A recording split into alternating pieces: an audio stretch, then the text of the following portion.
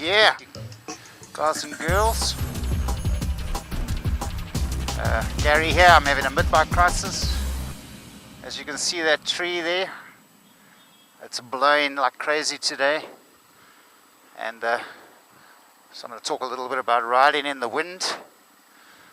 Something we do a lot here in Cape Town. It blows half the year. And yeah, so it's a pretty windy day today. The first thing that you need to do, which is counterintuitive, is to relax. You're going to want to sort of tense up and really hold the bike, and that's going to make it worse, believe it or not. So you want to relax, have a firm grip on the grips, but you want to relax your arms and let the wind blow you. Relax your body, and that way the winds won't get transferred into your steering. So like that, I just got hit by a gust there. Check out these trees here.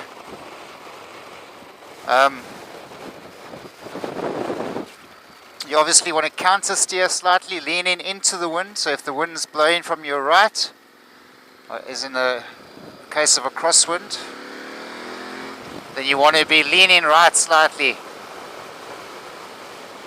And if the wind's blowing to the right, then you want to give yourself a bit of leeway on your left.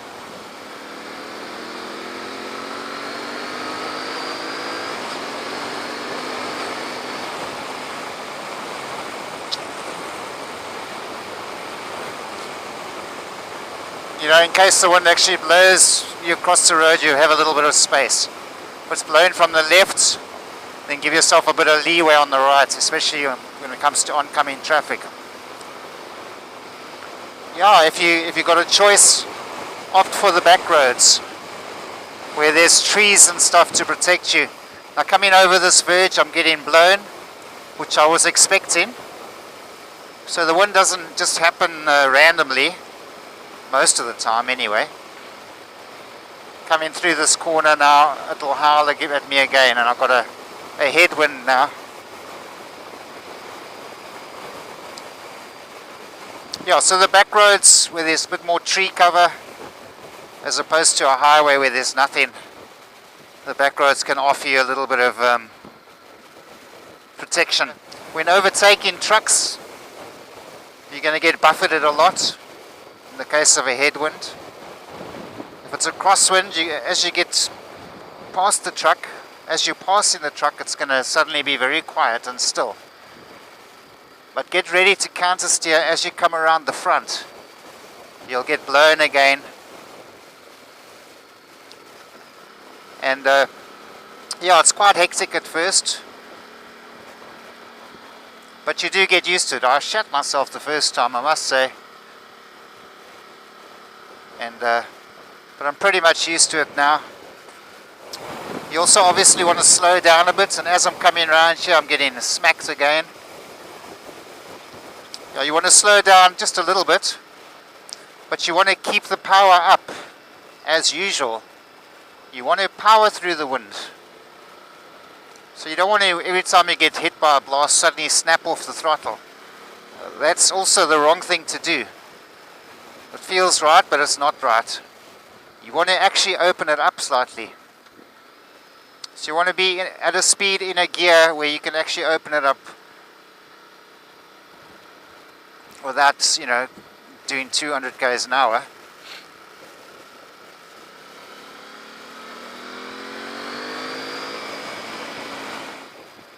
If you've got a crosswind, you might want to try just sticking one knee out. If the wind's coming from the left, then stick your left knee out and just relax it. Let it flap about a bit. It's called the flappy knee trick or something. And it actually helps your bike to keep going in a straight line. and it acts like a bit of a sail. So where the wind's hitting you, point your knee into that direction. If it's coming from the right, put your right knee out. And I do that on long distance rides, and I find it works, it helps me. And so you want to try that. It acts like a sail and just keeps you going. It keeps your bike leaning just enough to keep you going in a straight line. You also want to watch out for when the wind suddenly stops blowing.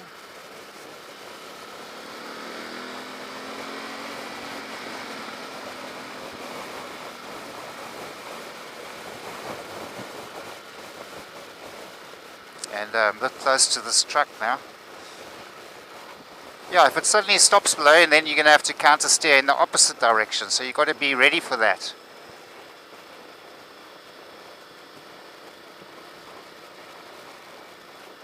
And these are such lovely twisty roads, but a lot of traffic on these roads.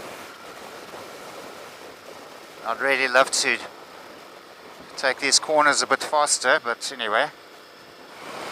Best thing is get out there and do it. Get out there and ride. You'll soon learn what the wind does and why. I mean, for instance, wind blows through gaps. Whether it's a gap in the mountain, a gap in two buildings, a gap in two trucks. And so expect the wind at those times. When coming over a verge of a mountain pass, very dangerous, so expect the wind at those times.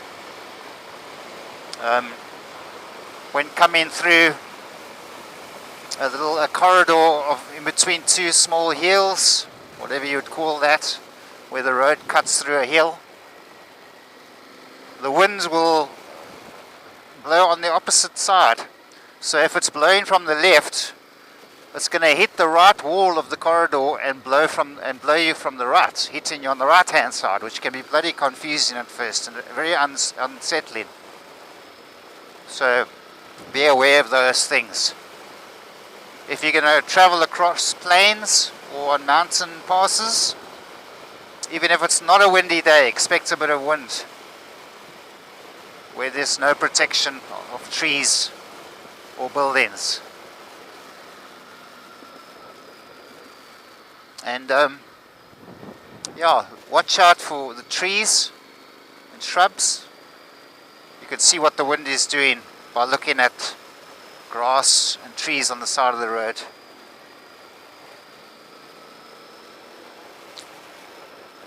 And yeah, as I said, get out there and ride in the wind. When it's a windy day, get on your bike and ride. The best way to learn to ride in the wind is to practice. And again, you know, you'll soon get used to it. You'll be a pro. And that's all it's really about. It's just getting used to it, and just getting a feel of how the wind behaves when you're on a bike. Of course, when you're in a car, the only time when wind becomes an issue is if somebody farted and you have to open the window. And I'll leave you with that thought. Take it easy. Cheers.